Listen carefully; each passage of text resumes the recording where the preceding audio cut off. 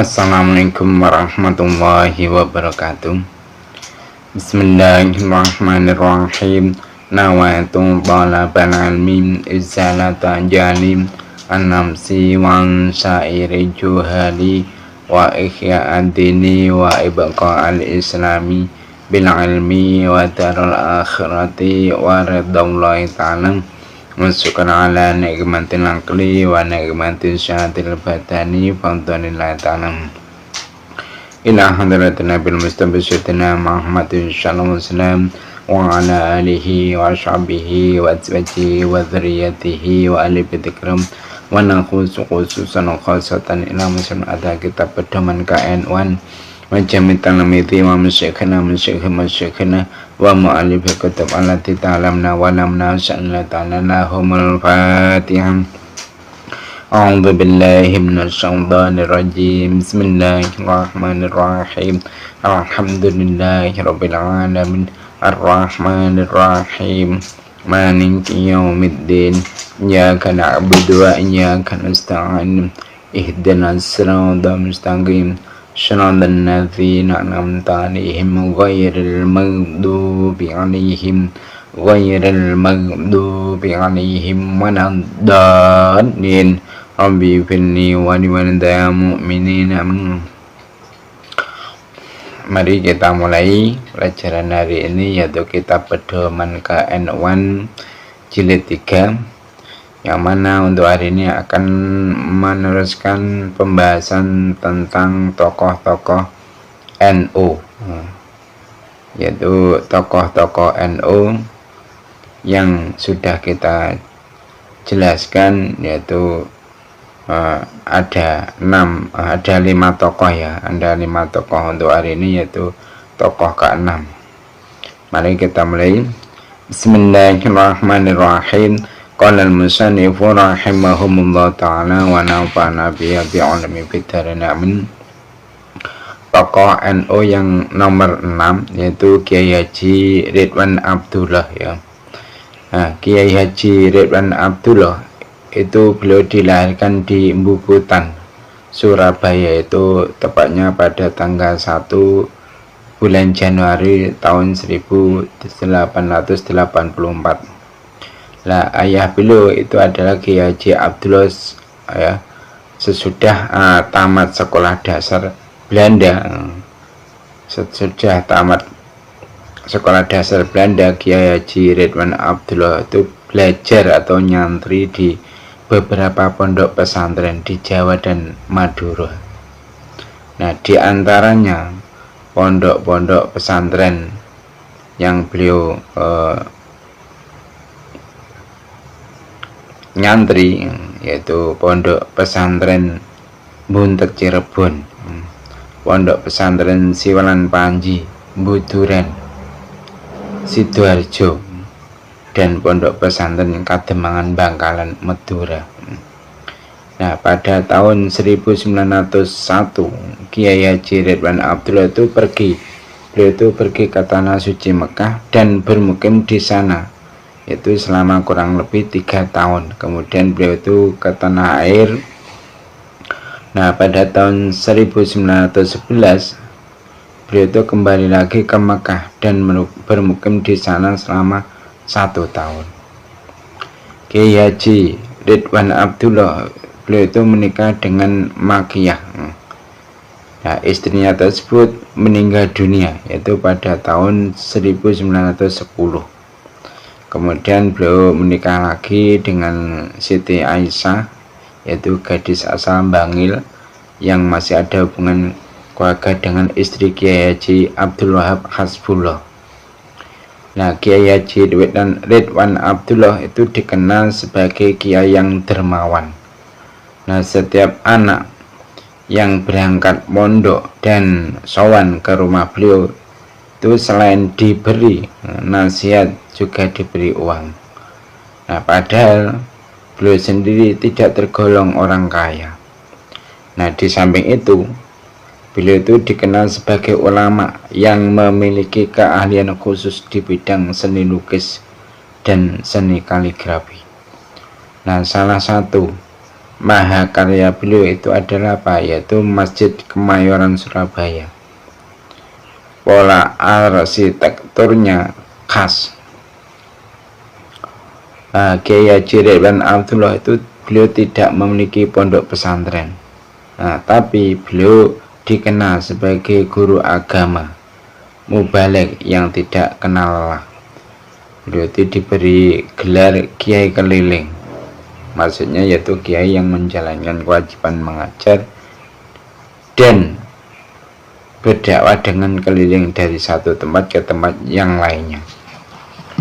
Nah, biasanya Kiai Haji Ridwan Abdullah itu mengajar dan berdakwah pada malam hari. Yaitu tempatnya berpindah-pindah dari satu kampung ke kampung lainnya dan dari satu surau ke surau yang lain.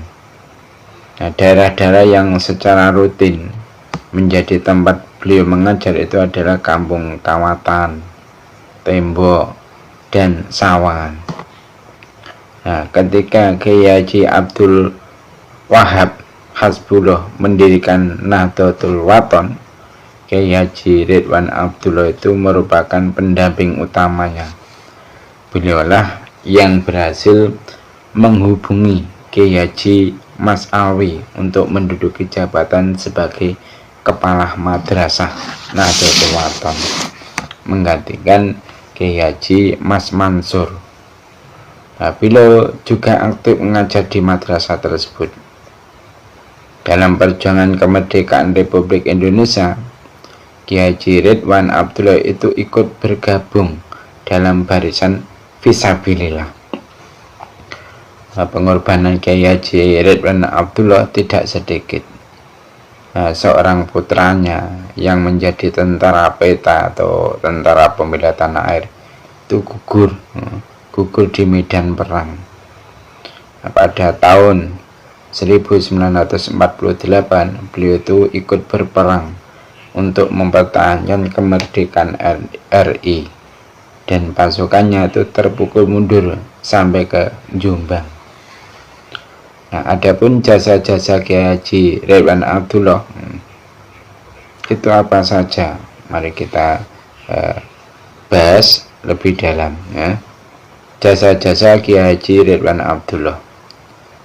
Nah, nama Kiai Haji Ridwan Abdullah tidak bisa dipisahkan dari sejarah pertumbuhan dan perkembangan Jamiah NU atau Jamiah Nahdlatul Ulama.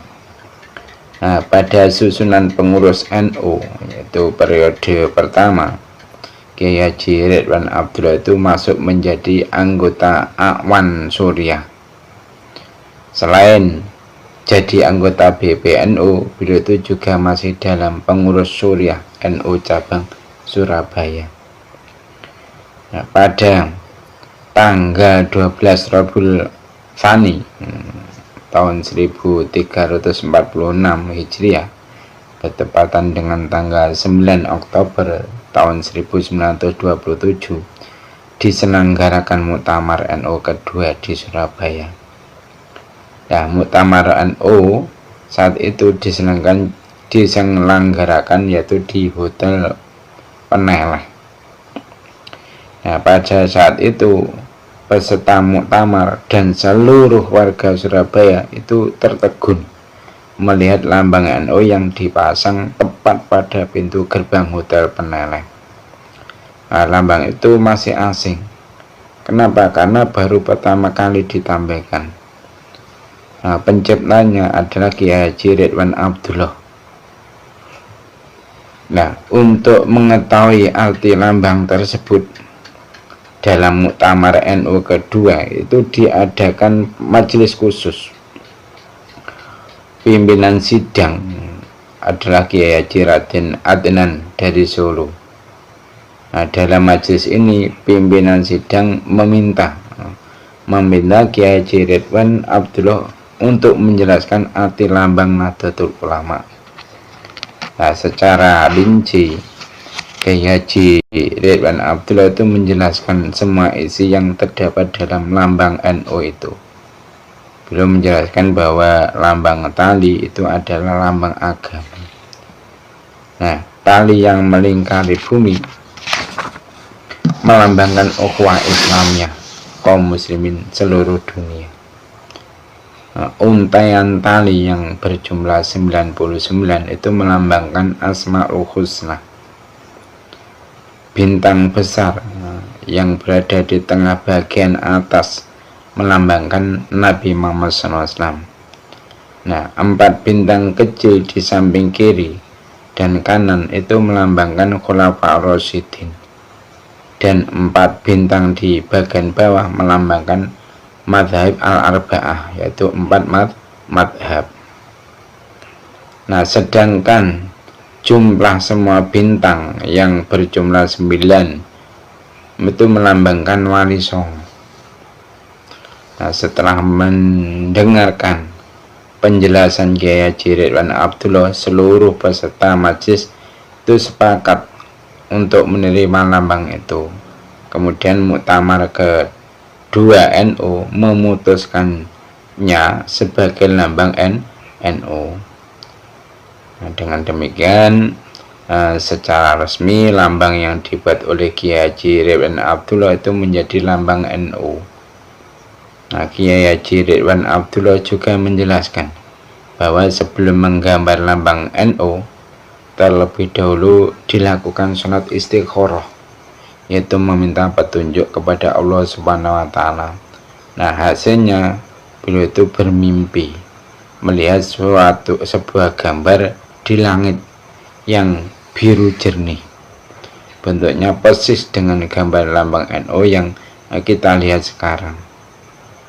Nah, setelah mendengar penjelasan Kiai Haji Ridwan Abdullah, Hadratul Syekh Kiai Haji Hasyim Asy'ari merasa puas. Kemudian beliau mengangkat kedua tangan sambil berdoa. Nah, setelah memanjatkan doa, beliau berkata, mudah-mudahan Allah mengabulkan harapan yang dimaksud dalam lambang Nahdlatul Ulama. Nah, Kiai Haji Wahab Hasbullah, yaitu pendiri NU, dan Kiai Haji Mas Alwi Abdul Aziz, yaitu pencipta nama NU, dan Kiai Haji Ridwan Abdullah, pencipta lambang NU, dikenal sebagai 3 serangkai NU. Kiai Ridwan itu beliau wafat pada tahun 1962, yaitu pada umur 78 tahun, dan dimakamkan yaitu di pemakaman Tembok Surabaya. Nah, bakat dan keahlian beliau dalam melukis diwarisi oleh salah seorang putranya, yaitu Kiai Haji Mujib Ridwan. Nah, tokoh NU yang nomor 7 yang disebutkan di dalam kitab Pedoman Kanon nomor jilid 3 ini, yaitu yang nomor 7 Kiai Haji Mas Alwi. Nah, Kiai Haji Mas Alwi merupakan beliau itu putra Kiai Haji Abdul Aziz yang bertempat tinggal di Jalan Ambasawah, Surabaya.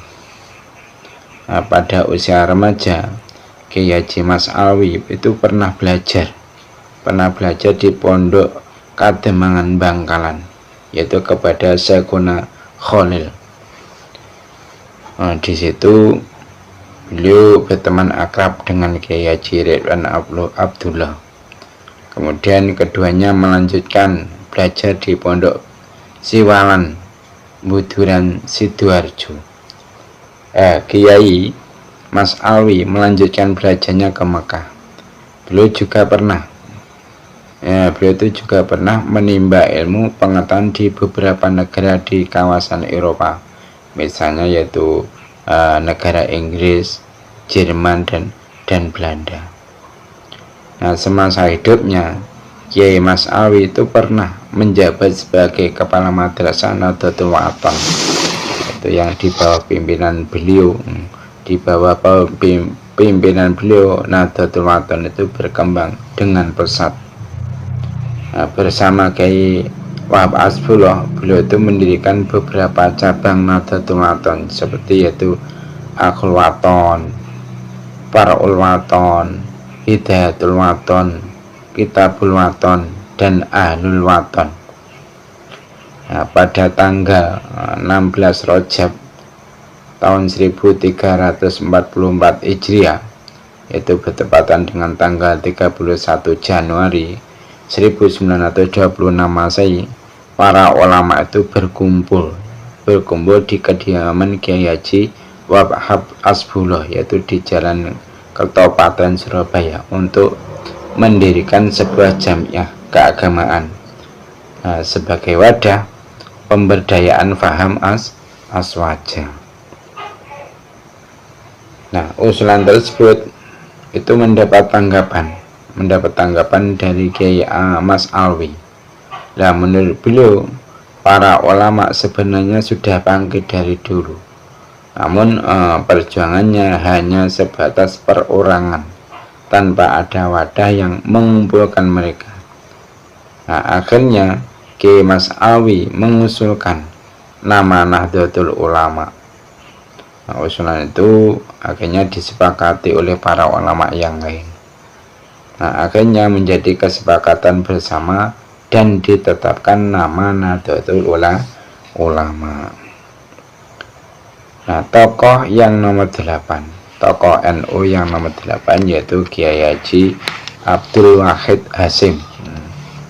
Kiai Haji Abdul Wahid Hasyim itu adalah putra kelima dari pasangan Kiai Haji Hasyim Asy'ari dengan Nyai Nafiqah binti Kiai Ilyas.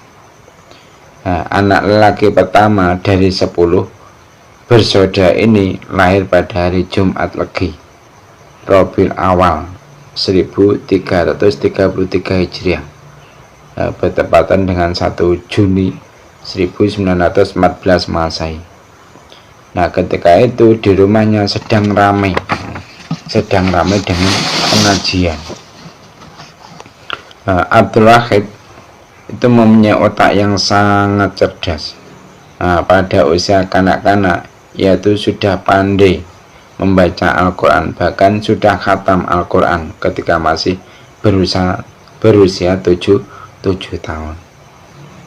Nah, pada usia 13 tahun ia itu dikirim ke Pondok Siwalan Panji, itu sebuah pesantren tua di Sidoarjo.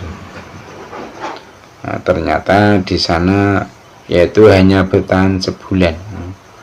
Dari Siwalan yaitu pindah ke Pondok Pesantren Liburyo Kediri, yaitu yang di bawah pantauan Kiai Haji Makros Ali.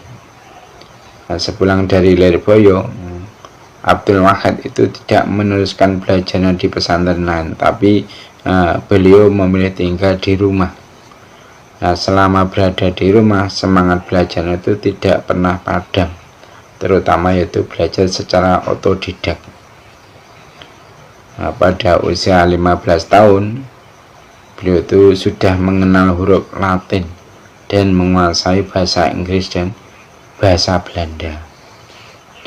Nah, tahun 1939 beliau itu terpilih sebagai ketua Dewan MIAI. Ketika Masyumi berdiri yaitu tahun 1943, beliau itu duduk sebagai ketua 2. Nah, sedang ayahnya yaitu Kiai Hasyim terpilih sebagai ketua umumnya. Nah, pada tahun 1944 Kiai Wahid itu didatangi bala tentara Jepang untuk menggerakkan para santri guna masuk dalam Heiho atau prajurit pembantu Jepang di Burma. Nah, namun berkat kejeniusan Kiai Wahid dalam berdiplomasi, keinginan Jepang tidak kesampaian. Bahkan Kiai Wahid meminta Jepang untuk melatih para santri dalam kemiliteran untuk pertahanan dalam negeri. Nah, usulan itu diterima. Maka sejak tanggal 14 Oktober tahun 1944 itu berdirilah Hizbullah yang merupakan cikal bakal TNI. Nah, para santri itu dilatih tentang militer oleh tentara Jepang dan para Ini para santri itu dilatih tentang militer oleh tentara Jepang dan para Sadangko Peta selama 3 bulan, yaitu di Cibarusa, Bogor. Nah, itu semua tidak lepas dari jasa Kiai Wahid Hasyim. Nah, tanggal 19 April yaitu tahun 1953 merupakan hari yang membuat bangsa ini sangat berduka. Nah, waktu itu hari Sabtu, yaitu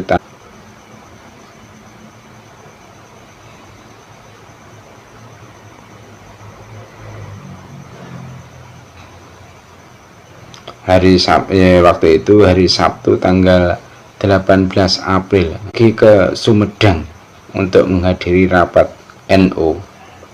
Nah, pada pukul 10.30 hari Ahad tanggal 19 April 1953 Kiai Haji Abdul Wahid Hasyim dipanggil ke hadirat Allah SWT dalam usia 39 tahun. Nah, berdasarkan surat keputusan Presiden Republik Indonesia nomor 206 tahun 1964 tertanggal 24 Agustus tahun 1964, Kiai Haji Abdul Wahid Hasyim ditetapkan sebagai pahlawan kemerdekaan nasional, mengingat jasa-jasanya sebagai pemimpin Indonesia. Nah, tokoh NU yang nomor 9 yaitu Kiai Haji Makhrus Ali.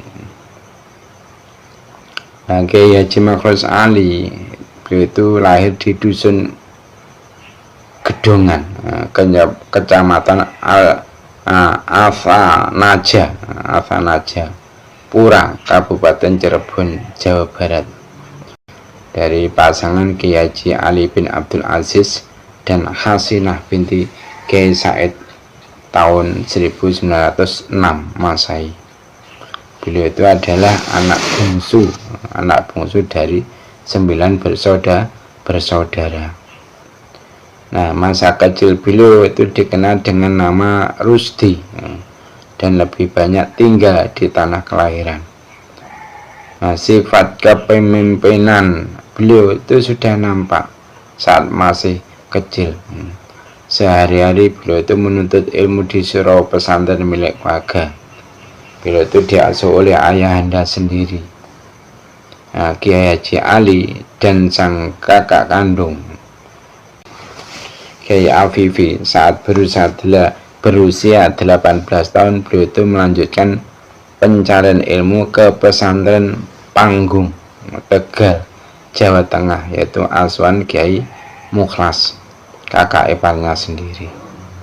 Nah, disinilah kegemaran belajar ilmu nahwu Kiai Haji Makhrus Ali semakin teruji dan mumpuni. Nah, selain itu, Kiai Haji Makhrus Ali juga belajar silat pada Kiai Balya, ulama jawara pencak silat asal Tegal Gubuk, Cirebon. Nah, pada saat mondok di Tegal inilah Kiai Haji Makhrus Ali itu menunaikan ibadah haji pada tahun 1927 Masehi.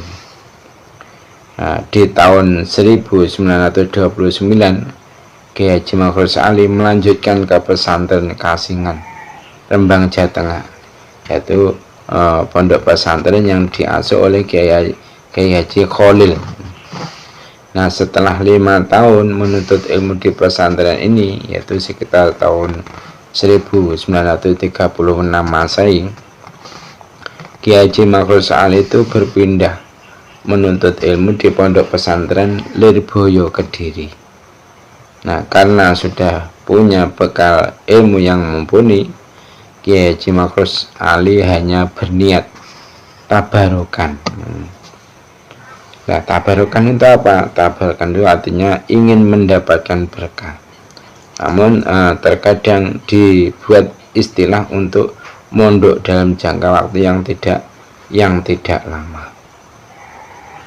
Ya, beliau itu hanya berniat tabarukan di pesantren Lirboyo. Namun beliau malah diangkat menjadi pengurus pondok dan ikut membantu mengajar.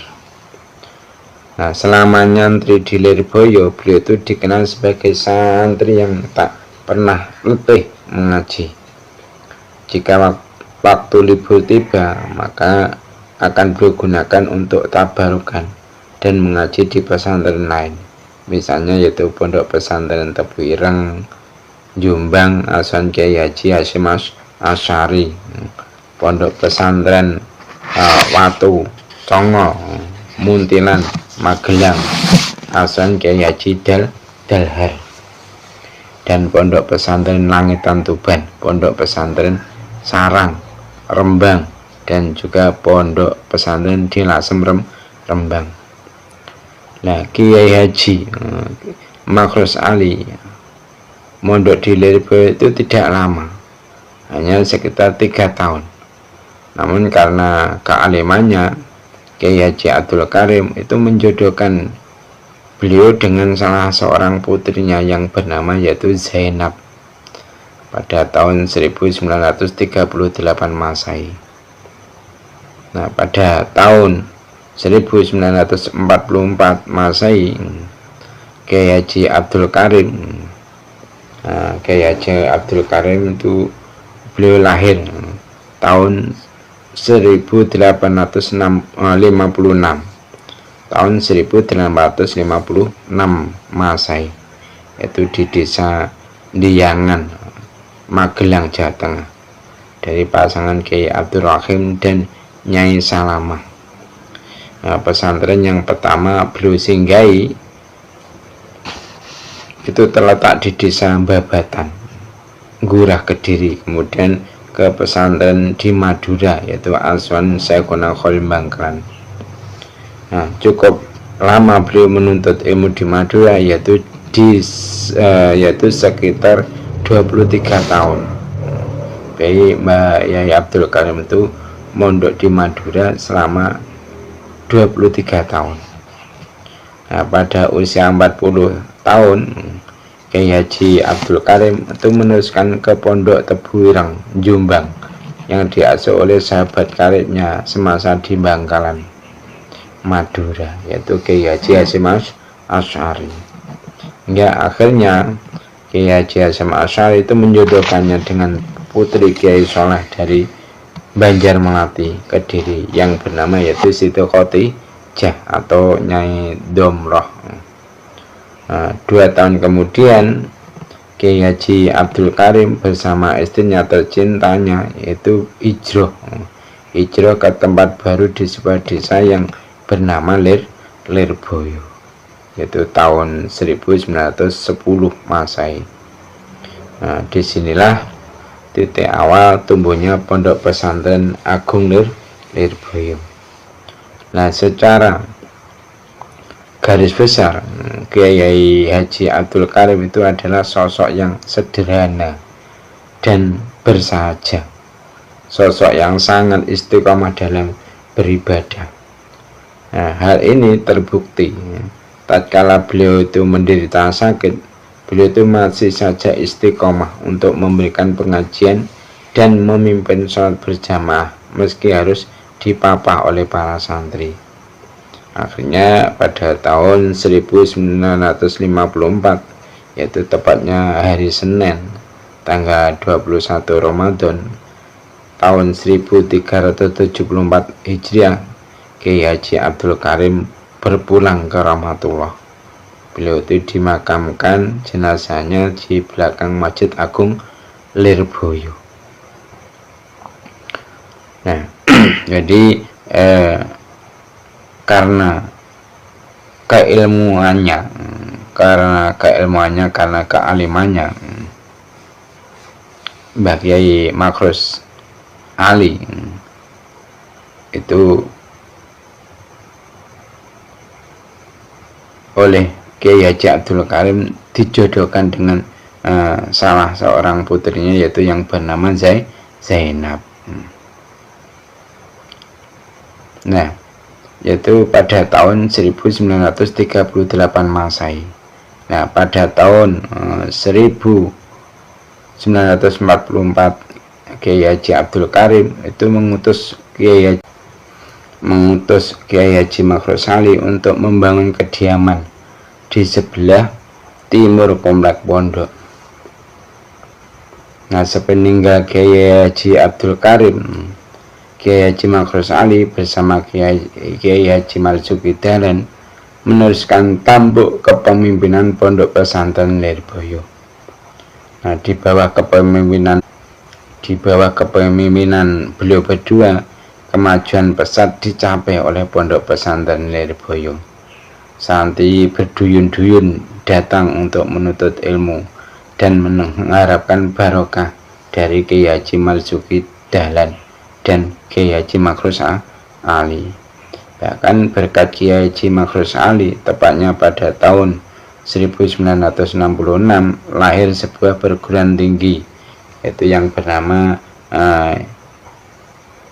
IAIT atau Institut Agama Islam Tribakti.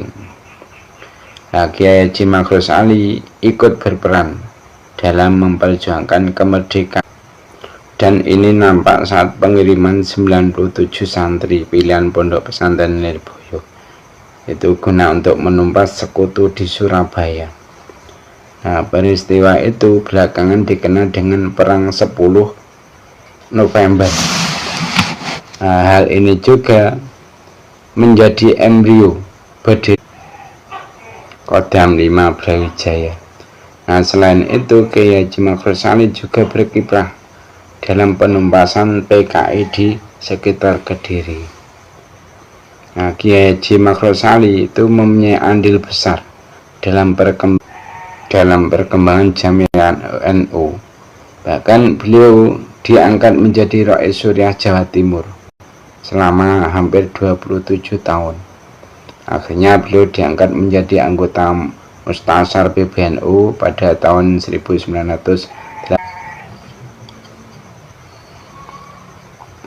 Nah, jadi akhirnya beliau itu diangkat menjadi anggota Mustasyar PBNU pada tahun 1985 Masehi. Nah, pernah pula beliau itu dimohon untuk menjadi Rais Am PBNU, namun beliau tidak berkenan dengan jabatan tersebut.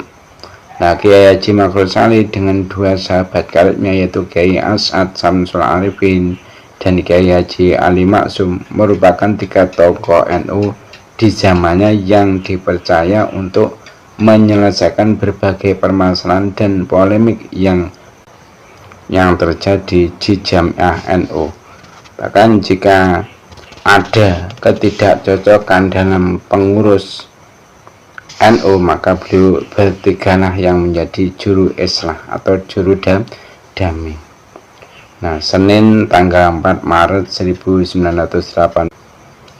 Senin tanggal 4 Maret tahun 1985 Masehi, sang istri tercinta yaitu Nyai Haji Hajah Zainab berpulang ke rahmatullah karena sakit tumor kandungan yang telah lama diderita.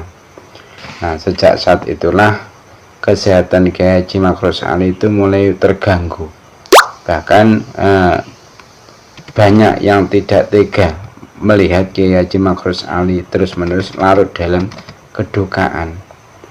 Banyak yang menyarankan agar Kiai Haji Makhrus Ali itu menikah lagi supaya ada yang mengurus beliau. Namun dengan sopan beliau itu menolaknya.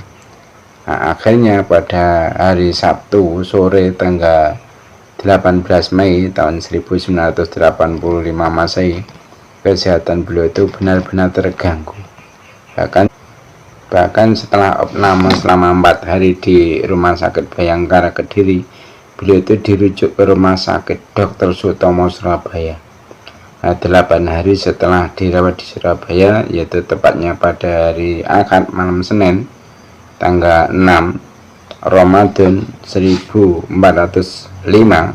Hijriah, yaitu yang bertepatan tanggal 26 Mei tahun 1908, tepatnya yaitu tahun 1985 Masehi, Kiai Haji Makhrus Ali berpulang ke rahmatullah. Tokoh yang nomor 10 dari tokoh-tokoh NU yaitu Kiai Haji Abdul Ubed.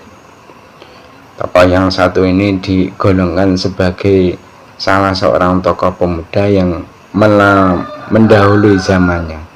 Kenapa? Karena selain beliau itu sebagai mubalek, beliau itu juga dikenal sebagai pembalap karena gemar bermotor di jalan. Nah, hampir setiap perjalanan tugasnya dia lebih suka mengendarai HD atau Harley Davidson, termasuk ketika menghadiri muktamar NU ke-13, yaitu di Menes tahun 1938, Surabaya.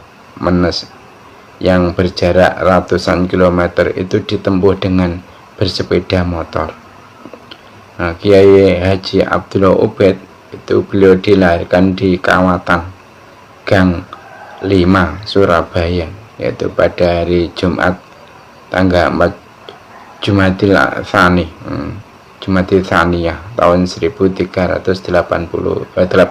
Hijriah atau bertepatan tahun 1899 Masehi.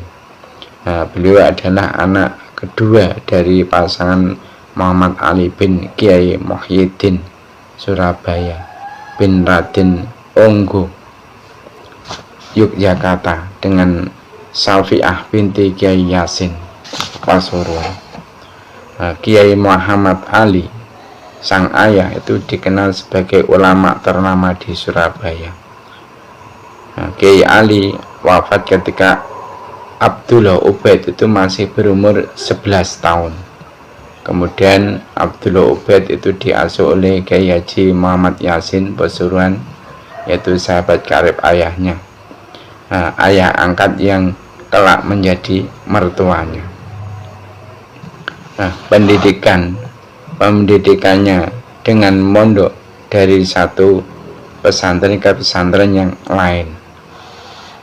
Oleh Kiai Yasin, Abdullah kecil itu dimasukkan ke madrasah Al-Khairiyah, yaitu madrasah yang didirikan oleh Said Abdullah Zaini Dahlan atas usaha orang-orang Arab. Di madrasah ini beliau itu mendapatkan ilmu pendidikan dari Kiai Yasin sendiri dan juga dari Said Ahmad Assegaf, kepala guru madrasah Jamiah Khair Jakarta. Setelah tamat dari madrasah Al-Khairiyah, Abdullah Ubed kembali ke Pasuruan belajar kitab pada ayah angkatnya. Kemudian pada usia 14 tahun ia dikirim ke Tebu Ireng bersama dengan putra Kiai Yasin Muhammad untuk meneruskan pendidikan pada Hadratus Syekh Kiai Haji Hasyim Asy'ari. Di pesantren inilah akhirnya beliau berteman akrab dengan Kiai Haji Mahfud Siddiq. Sekembalinya dari Tebu Ireng, yaitu tahun 1919, beliau itu diangkat menjadi guru di Madrasah Nahdlatul Wathon. Kiai Abdullah Ubed beliau itu mampu memberikan kontribusi yang besar bagi kemajuan Nahdlatul Wathon ketika ia itu berperan di dalamnya, baik sebagai guru maupun sebagai penggeraknya yang dapat membuka cabang-cabang di beberapa kota di luar Surabaya. Akhirnya Kiai Abdullah Ubed itu diambil menantu oleh ayah angkatnya.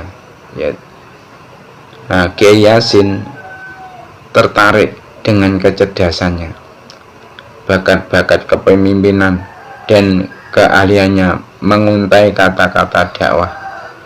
Dia itu merupakan satu-satunya mubalek yang mendapat kesempatan mengisi pengajian rutin di Nirom, radio milik pemerintah Hindia Belanda.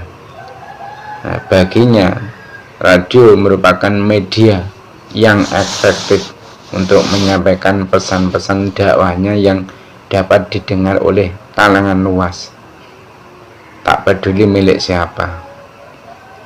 Pengakuan terhadap kearifan dan kehebatan Abdullah Ubed tidak hanya datang dari kalangan masyarakat, tapi juga dari kalangan Hindia Belanda.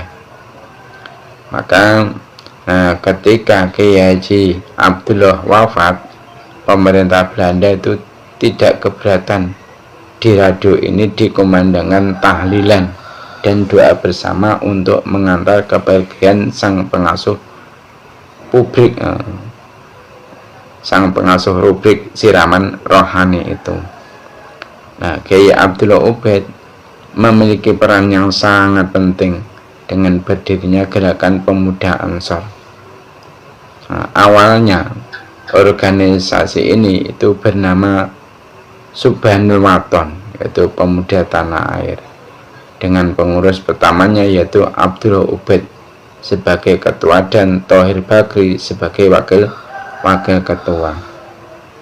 Nah, usaha yang tak kenal lelah ini akhirnya berbuah hasil, yaitu pada tahun 1924 Abdullah Ubaid itu berhasil mendirikan organisasi pemuda Subhanul Waton. Kemudian pada tahun 1932 mendirikan BANU atau Barisan Ansor Nahdlatul Ulama, yang kemudian menjadi ANO atau Ansor Nahdlatul Ulama, dan seterusnya GP atau Gerakan Pemuda Ansor hingga sekarang. Nah, bersama Kiai Haji Ridwan Abdullah yang mewakili Suriah, Kiai Abdullah menghadiri Muktamar NU ke-13 di Menes, Banten, Jawa Barat yang berlangsung 16 Juni tahun 1938. Beliau mewakili Tangfidiyah NU cabang Surabaya. Nah, Abdullah Ubaid berangkat dari Surabaya dengan mengendarai sepeda motor Harley Davidson menuju Menes yang berjarak yaitu ratusan kilometer. Mungkin karena kelelahan atau tanda-tanda Tuhan telah tiba, Kiai Abdullah itu merasa sakit-sakitan selama mengikuti muktamar. Nah, usai mengikuti muktamar, beliau dapat musibah, yaitu di daerah Pekalongan. Hatinya itu diselip dan oleng karena jalan licin, sehingga beliau akhirnya terjatuh. Nah, sejak saat itulah kondisi kesehatan Kiai Abdullah itu terus menurun. Nah, pada hari Kamis tanggal 20 Jumadil Tsaniyah tahun 1357 Hijriah, yaitu bertepatan dengan tanggal 8 Agustus tahun 1938, dalam usia muda yaitu 39 tahun, Kiai Abdullah Ubaid itu berpulang ke rahmatullah. Hingga wafatnya, Abdullah Ubaid masih menjabat Warzetar HBNU, Bisozur Zetar PBANU, Akwan Dakwah HBNU, Administrator Majalah Berita Nahdlatul Ulama, dan masih banyak lagi jabatan lainnya. Nah, tokoh NU yang nomor 11 yaitu Profesor Dr. Kiai Haji Muhammad Thaha Mansur. Kiai Haji Thaha Mansur, beliau itu lahir pada tanggal 10 September tahun 1930 Masehi di Malang, Jawa Timur. Nah, setiap bulan Ramadan, Kiai Haji Thaha Mansur mengikuti pengajian di beberapa pondok pesantren seperti Pondok Pesantren Tebu Ireng, Pondok Pesantren Lasem, Rembang, dan lain sebagainya. Nah, di samping itu, beliau itu juga belajar di SRNU Malang, lalu melanjutkan ke Taman Madya dan Taman Dewasa tingkat SLTA. melanjutkan ke Fakultas Hukum, Ekonomi, Sosial, dan Politik Universitas Gadjah Mada. Pada tanggal 17 Desember tahun 1969 Masehi, Kiai Haji Thoha Mansur itu meraih gelar doktor dari kampus tersebut.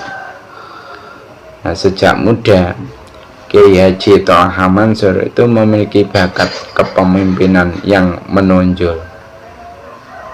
Ketika usia SMP, dia itu dipercaya sebagai sekretaris umum Ikatan Murid Nahdlatul Ulama atau yang disingkat IMNU untuk wilayah Kota Malang. Anggota Organisasi Putra Indonesia dan anggota pengurus Himpunan Putra Islam Indonesia di Malang. Pada tahun yang sama, beliau itu juga dipercaya menjadi sekretaris Barisan Sabilillah untuk daerah Pertempuran Malang Selatan, sekaligus menjadi sekretaris bagian penerangan Markas Ulama Jawa Timur atau yang disingkat MUDT. Kiai Haji Thoha Mansur itu adalah pencetus berdirinya Ikatan Pelajar Nahdlatul Ulama atau IPNU. Dalam konferensi Ma'arif NU di Semarang, yaitu pada tanggal 20 Jumadil Akhir tahun 1373 Hijriah atau bertepatan tanggal 24 Februari tahun 1954 Masehi, beliau itu juga tercatat sebagai ketua yang pertama. Bahkan posisi itu terus dipercayakan hingga 3 kali muktamar berikutnya. Tujuan didirikan IPNU itu adalah sebagai wadah himpunan para pelajar dan santri NU, membentuk putra-putra bangsa yang bertakwa kepada Allah SWT, berilmu, berakhlak mulia, berwawasan kebangsaan, serta bertanggung jawab atas tegaknya aswajah dalam kehidupan masyarakat Indonesia.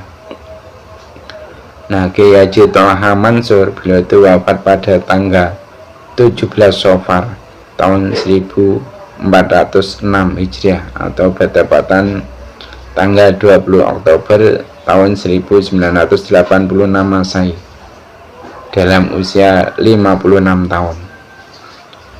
Beliau dimakamkan di Dusun Dongkelan, Taman Tirto, Bantul, Yogyakarta. Itu berdekatan dengan makam Kiai Haji Munawir dan Kiai Haji Ali Maksum, Krapek, Yogyakarta. Semoga Allah SWT senantiasa memberikan rahmat dan ampunannya. Amin. Sekarang kesimpulan dari apa yang kita paparkan mulai dari pembahasan tokoh-tokoh NU hingga akhir ini tadi. Kesimpulan, NU itu adalah sebuah organisasi keagamaan yang didirikan oleh para ulama dan selalu dalam pantauan dan bimbingan para ulama dari satu generasi ke generasi. NU mulai dulu sampai sekarang itu tidak pernah sepi dari para ulama di dalamnya. Maka jamiah ini dinamai Nahdlatul Ulama, yang artinya yaitu kebangkitan ulama. Karena yang mendirikan dan yang menyertai jamiah ini adalah para ulama, NU itu terus dapat beroperasi hingga saat ini. Hal itu juga karena NU selalu berkomitmen untuk menjaga kemurnian ajaran aswajah tanpa unsur-unsur duniawi. Unsur para kiai yang senantiasa terus berjuang dengan gigihnya, baik usaha zahir maupun batin, menjadikan NU itu tetap jaya dan berkembang pesat jauh melampaui organisasi-organisasi yang lain. Nah, oleh karena itu ada sebagian tokoh sepuh NU yang berkata banyak kalangan yang kualat, maksudnya tertimpa musibah atau bala oleh Nahdlatul Ulama. Nah, hal itu karena aswaja yang diwadahi oleh Nahdlatul Ulama senantiasa dilindungi oleh para kekasih Allah yang dalam kesolehannya tidak perlu dipungkiri lagi. Mungkin itu saja untuk pelajaran hari ini yang dapat kita sampaikan. Ada kurang lebihnya mohon maaf. Mari kita tutup majelis ini dengan membaca doa kafaratul majelis. Subhanakallahumma wa bihamdika asyhadu an la ilaha illa anta astaghfiruka wa atubu ilaik. Wassalamualaikum warahmatullahi wabarakatuh.